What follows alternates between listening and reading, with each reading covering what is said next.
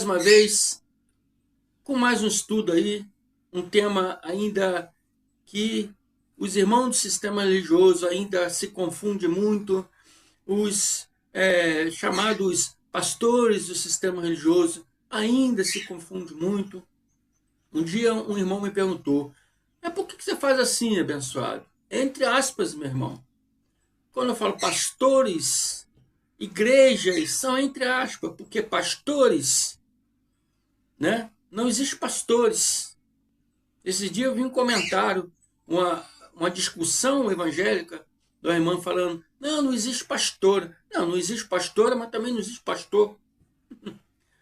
Há um só pastor. E o Cristo disse, o Cristo quando estava em terra, o Yahweh Shalom, ele disse, é Deus que está no céu. Ele é nosso pastor, nosso pai, nosso mestre, ele é tudo. Amém? Então nós aqui, pregadores da graça, nós não nos intitulamos como pastores. Amém? Somos ministros da palavra. Sou o irmão André. Amém? Não nos intitulamos, porque pastor é só um, Deus está no céu. Amém? Quando eu faço entre aspas, é por isso que eu faço entre aspas, que pastores é Deus que está no céu. Entre aspas para a igreja, porque a igreja, verdadeira igreja, somos nós. Quando nos reunimos para estudar a palavra, né, que foi ensinada pelo Cristo, segundo o seu evangelho, o evangelho da graça de Deus. Então quando nós nos reunimos, formamos a igreja, o corpo de Cristo. Então, igreja, quando eu faço assim, não é igreja de pedra, né? 4 paredes, um teto, mais pessoas. Amém? Então é isso aí. O tema desse estudo é muito confundido ainda entre o sistema religioso, evangélico, muitos pastores ensinam errado, e é a causa do arrebatamento. Então o tema desse estudo é o arrebatamento de Mateus 24, 37, não é para o céu. Eles pegam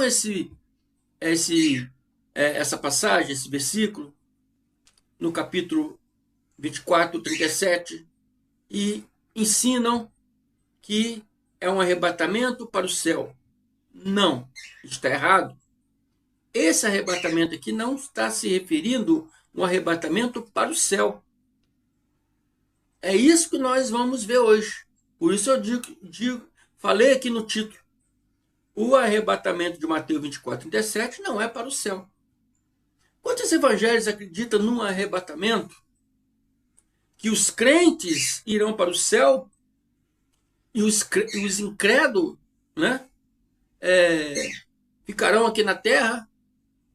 O dia do arrebatamento, né, os crentes irão para o céu e os incrédulos ficarão aqui na terra aguardando a chegada do anticristo que virá, que seguinte, é uma coisa que não é bíblica.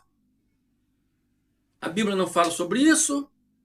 É uma conjectura de pastores que não têm a verdade, né, como base de suas pregações.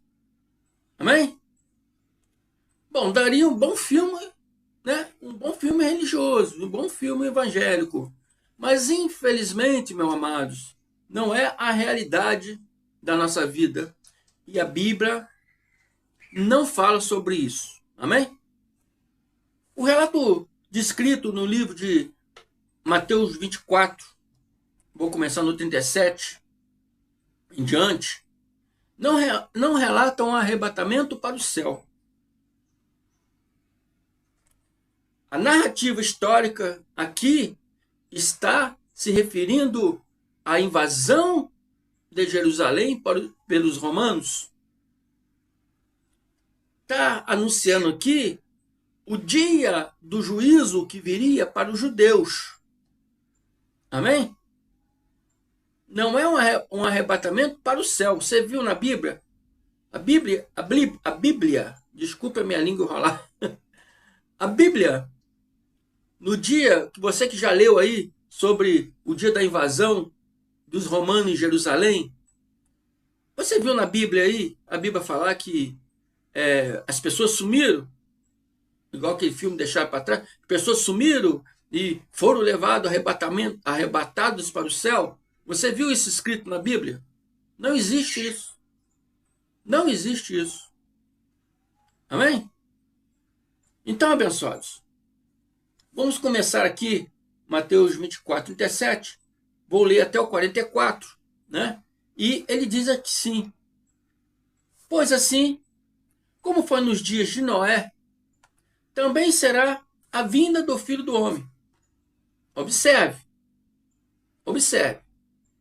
Observe o que Yahshua, o Jesus homem, né, em carne, estava ensinando para eles.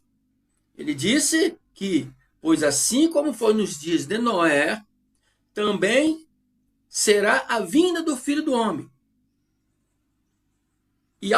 Yahshua compara, né, os acontecimentos do dia de Noé, que viria na vida daqueles povos que viveu na época de Noé.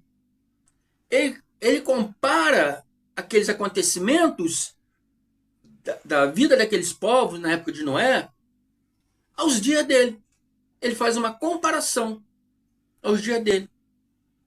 A palavra está referindo em um período de juízo que houve nos dias de Noé.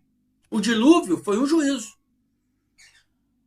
O dilúvio foi um juízo. Você já meditaram sobre isso? Vocês já observaram isso? Que o dilúvio foi um tipo de juízo para aquele povo daquela época? Um povo desleixado, um povo relaxado, um povo despreocupado com Deus, despreocupado com a vida espiritual, um povo totalmente, né, despreocupado com tudo que estava acontecendo nos dias deles. Amém? E nos dias de Noé, o dilúvio foi um juízo para esse povo. Esse povo que não queria nada, né,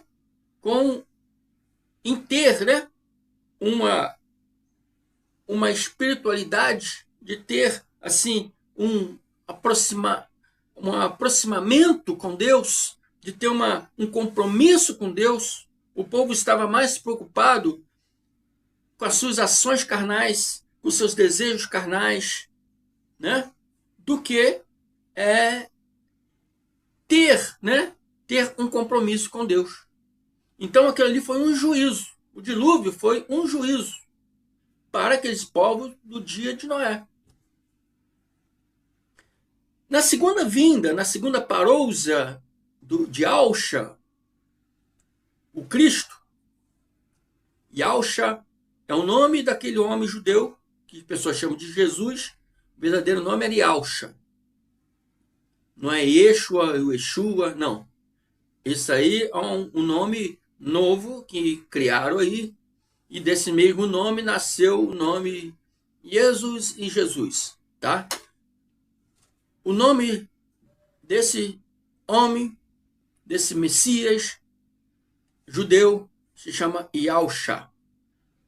Yah é o nome do Pai, do Criador. A Bíblia diz que ele recebeu o nome acima de todos os nomes. Recebeu o nome de Yah. A palavra Shá significa salva. Yah salva. Então aquele homem judeu, aquele Messias, né, que em grego é chamado de Cristo, ele recebeu o nome do Pai, um nome acima de todos os nomes. Você conhece alguma pessoa que chama Yahshua? Você conhece alguma pessoa que chama Jesus? Um monte. Então Jesus não pode ser o nome acima de todos os nomes, né? Mas Yahshua é o nome acima de todos os nomes, que é o nome do Pai. Amém? Então aquele homem, Yahshua, estou explicando que tem pessoas que estão a primeira vez aí. O que é esse Yahshua? O que é esse Yahshua? Yah é o verdadeiro nome do Criador.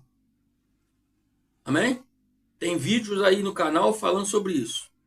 Yahshua é o nome do Messias. No dia dele, em carne, como homem, ele estava dizendo que No dia do juízo, no dia do juízo, iria acontecer, né, um juízo igual aconteceu nos dias de Noé. É isso que ele estava querendo dizer. E ele diz, assim como foi nos dias de Noé, também será na vida do Filho do Homem, também será na minha vinda.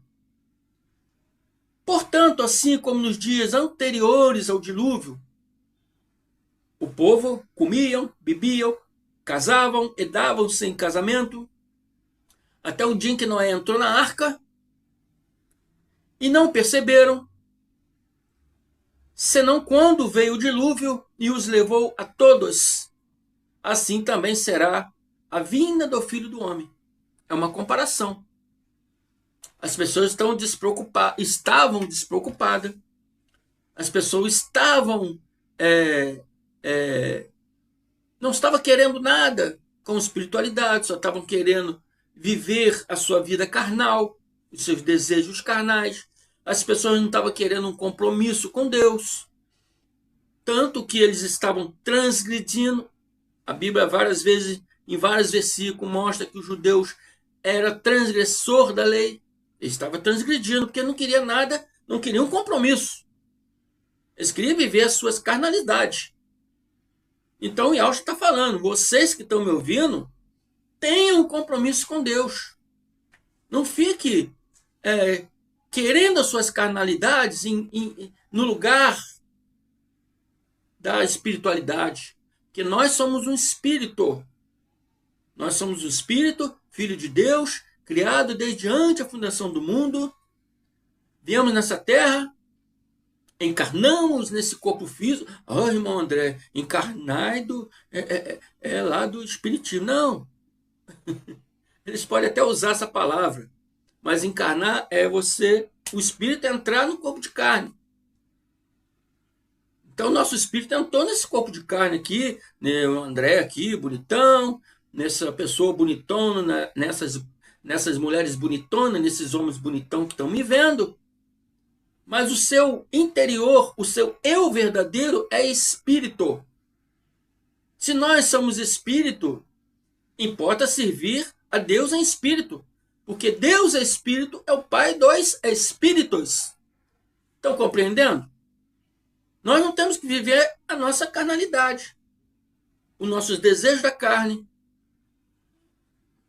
Mas temos que aprender a dominar esses desejos da carne e viver, né, no desejo do espírito. A Bíblia diz várias vezes que a carne milita contra o espírito e o espírito milita contra a carne. O espírito milita contra a carne, impedindo a carne de fazer aquilo que não agrada a Deus. E a carne milita contra o espírito, impedindo o espírito de fazer o bem, de fazer o que agrada a Deus. Essas pessoas aqui não estavam preocupadas com compromisso com Deus, não estavam preocupadas de fazer o bem, não estavam preocupadas de andar nos corretos caminhos. Então viria um juízo para eles. Os fariseus, que eram os doutores, né, os doutores da lei, se diziam representantes de Deus, estavam mais preocupados em ganhar do que falar de Deus para as pessoas. Estava mais preocupado nos seus egos, em estar sempre nos primeiros lugares, de aparecerem, do que ensinar a palavra de Deus, de que trazer o povo, né, a palavra de Deus, a viver a palavra de Deus, de transformar a vida do povo, segundo a palavra de Deus. Porque a palavra de Deus tem que transformar. Se ela não te transforma, não é a palavra de Deus que está errada, mas é você que não está querendo ter um compromisso maior. Isso eu falo dentro da graça de Deus. Porque a palavra do sistema religioso, ela mais destrói do que transforma.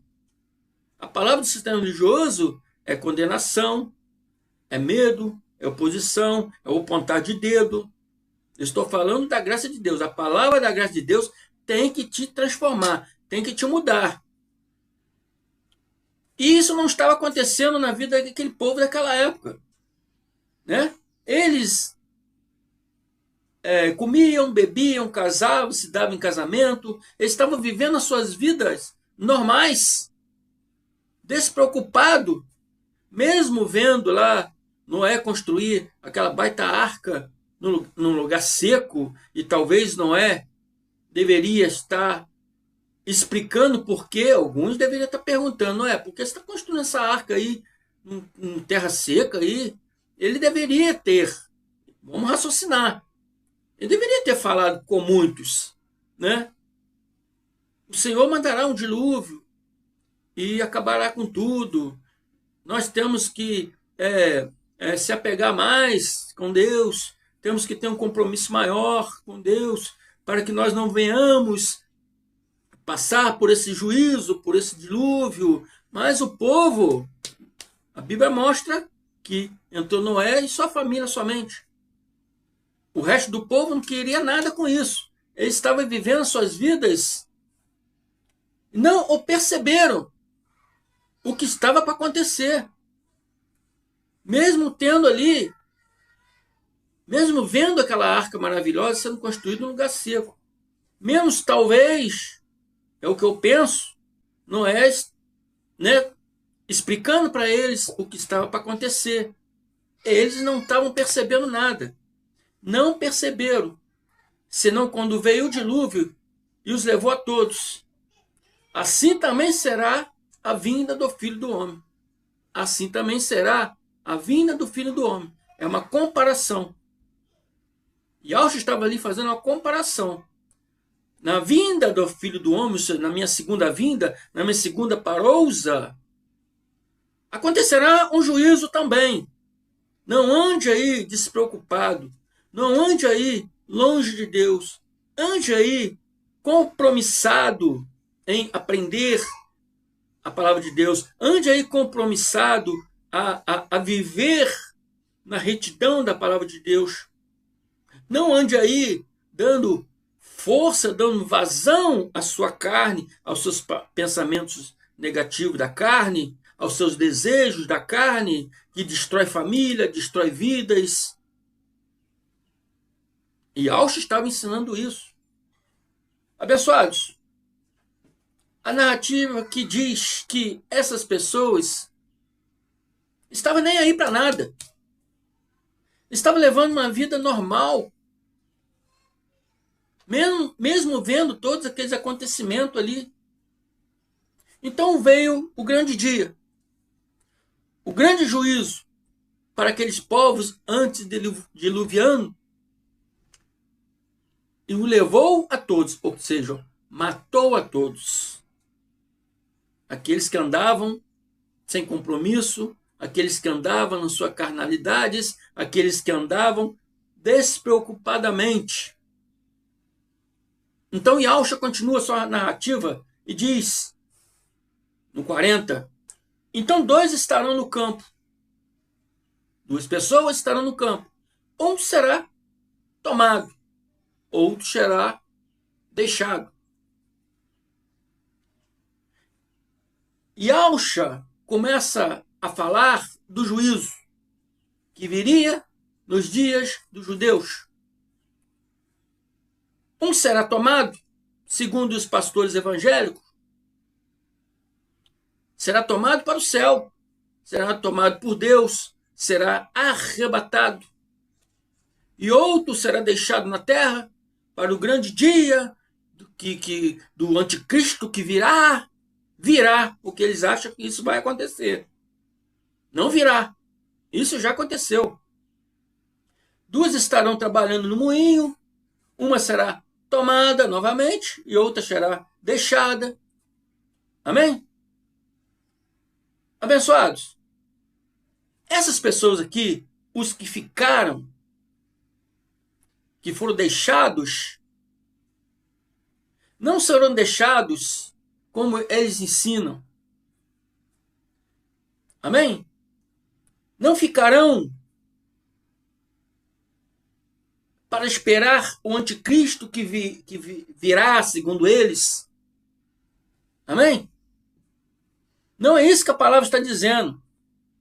A narrativa bíblica não está falando sobre isso. Ela está falando sobre um juízo que havia de vir naquelas épocas, naqueles dias, na vida dos judeus. E Yahshua disse, portanto, vigia, porque não sabeis o dia que vem o Senhor. O dia da vinda, né, espiritual de Cristo, como Cristo glorificado. Glorificado significa exaltado, um espírito exaltado, né? Um espírito de glória, glorificado, né? Essa segunda vinda, segunda parousia do Cristo, está associada à destruição do templo e à vinda do anticristo que destruiria o templo. O anticristo não virá porque não tem tempo ainda, não tem tempo mais para ser destruído. O tempo já acabou. Amém? Se o tempo não existe mais, mostra para você que toda essa narrativa histórica que Yahshua está ensinando aqui já passou. Amém? Já passou. O templo foi destruído quando? Em 70 DC. Por quem? Pelo anticristo.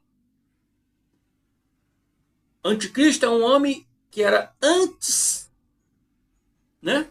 Anticristo, quer dizer, que não queria saber, que não gostava, que não queria saber de nada do Cristo. Um homem que tinha suas próprias convicções religiosas. Amém? Os pastores chamam de anticristo. A Bíblia muitas vezes ela fala anticristo. Anticristo é aquela pessoa que não quer saber do Cristo. Por isso é anticristo. Anti-reforma. É uma pessoa que não quer saber da reforma. Tá entendendo? Estou dando esses exemplos para você entender melhor. Entendeu? Então, Paulo em Tessalonicense o chama de o homem do pecado, o filho da perdição. Ele é o homem do pecado. É o filho da perdição. Não é o anticristo, o filho do diabo. Não. É um homem, um príncipe, comandante também do exército romano, filho da perdição. Filho de quem? Do seu pai. Seu pai é a perdição. O imperador Vespasiano. Era, né? O imperador Vespasiano, que queria exterminar os judeus daquelas épocas. Quando ele assumiu o trono em 69, ele deu essa incumbência a seu filho Tito para ser comandante do exército, invadir Jerusalém, destruir toda a cidade, destruir todo o templo, que era o centro religioso dos judeus, e destruir todos aqueles judeus contra eles. Todos aqueles judeus que estavam lutando contra eles. Destrói, mata, levam cativo, levam preso, torturam. Essa era a ordem de Vespasiano. A ordem que deu para os seus filhos Tito. Amém? Então, a gente tem que ler essas coisas e entender com a visão clara e não ficar criando convicções. Não ficar criando palavras, né, que não estão dizendo aqui. Amém, abençoados?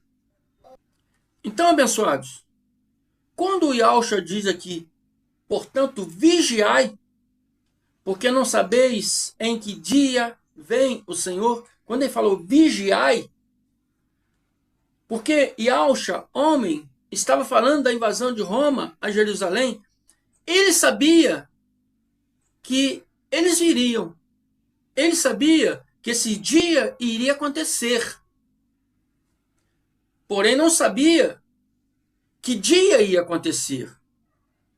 Essa tentativa de invasão começou antes do imperador Vespasiano.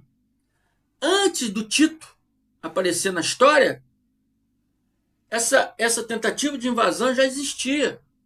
Essa tentativa de invasão começou no ano 66. passou o ano 67, ano 69, Vespasiano assumiu seu cargo. Então todos ali já sabiam que essa invasão, uma hora ou outra, iria acontecer. Uma hora que os judeus dessem um mole, eles perderiam. Porque os judeus também estavam lutando contra o romano. Os romanos não conseguiram entrar não simplesmente por causa da muralha, mas porque tinha judeus lutando também contra essa invasão. Mas Elcha sabia que, não, isso é vontade de Deus. O juízo é vontade de Deus. Porque o juízo já foi anunciado por vários profetas. Então é a vontade de Deus. Vai acontecer isso. Ele, porém, não sabia que dia que ia acontecer isso. Amém? Então ele falou, vigiai, porque não sabeis em que dia vem o vosso Senhor. Que nesse dia já não estaria mais ali. Ele não estaria mais ali para alertar as pessoas. Né? Ele já tinha, nessa época ele já tinha morrido, já tinha ressuscitado, mas ele estava alertando, preste atenção que no dia que você vê guerras, rumores de guerra, saberão que esse dia está próximo o dia da invasão, está próximo o dia da minha segunda vinda. Então, portanto, vigiai, que esse dia vai acontecer, porque esse juízo foi pré-anunciado pelos profetas que era a vontade de Deus de acontecer. Esse juízo teria que vir, teria que acontecer. Mas considerar isto, analise isto, preste atenção nisto. Se o pai de família soubesse a que hora viria o ladrão, vigiaria e não deixaria que fosse arrombada a sua casa. Quando o ladrão vem, você nunca espera. O ladrão não te avisa. Ou, eu vou aí na sua casa roubar. Não, o ladrão não avisa. Então ele está dizendo ali, se o pai de família soubesse a que dia, que hora viria o ladrão, não deixaria ele roubar sua casa. Ele usou de parábola para dizer, né, entre diferente do ladrão, que o pai de família não saberia quando viria, vocês, ele queria dizer isto, vocês sabem que esse juízo virá, você sabe que eu virei na minha segunda parousa e será no dia deste juízo, onde vocês serão perseguidos. Amém? Vocês sabem. Estou falando para vocês. Então, vigiai, prestai atenção, não vivam suas vidas despreocupadamente. E Elcha estava falando para eles ficarem espertos, atentos, porque ele não estaria ali. Se ele estivesse ali naquelas épocas, hoje é o dia, vamos correr, vamos fugir da cidade. Não, ele não estaria mais ali, já estaria morto, já tinha ressuscitado. Por isso que é chamado segunda parousa de Cristo, né? Então ele está falando, vocês não ficam distraídos, vocês tomam se atente a isso que eu estou ensinando para vocês. Amém? Agora podemos entender, abençoados, essa narrativa histórica, podemos entender agora o que significa que um será tomado e outro deixado, uma será tomada e outra deixada. Agora vamos entrar nesse assunto. Eu expliquei para você todo o relato do que estava para acontecer e agora vou explicar para você o que significa a palavra um será tomado e outro será deixado. Uma será tomada e outra será deixada. Vou explicar para vocês agora o que significa isso. Tomadas por Deus no arrebatamento para o céu, como ensina os seus pastores? Não, abençoados. A narrativa história diz que seriam tomados ou arrebatados em algumas tradições bíblicas, arrebatados pelos soldados romanos. Seriam arrebatados pelos soldados romanos para seus cativeiros, para serem presos, para serem vendidos como escravo, para serem sacrificados em praça pública, para serem exibidos pelas ruas de Roma, mostrando o poder do exército romano, tomados, né, em algumas Bíblias, arrebatados, para ser levado como prisioneiro pelos romanos. Amém? Amém, abençoados? Então fico por aqui, declaro a mente de Cristo ativada em todos vocês, para que vocês possam entender e compreender perfeitamente todas essas coisas. Dê os seus likes, compartilhe esse vídeo. Amém? Se já são inscritos, continue aí conosco, abençoados. Continua enviando pessoas para se inscreverem. Muito obrigado a todos vocês. Fico por aqui. Até a próxima. Graça e paz.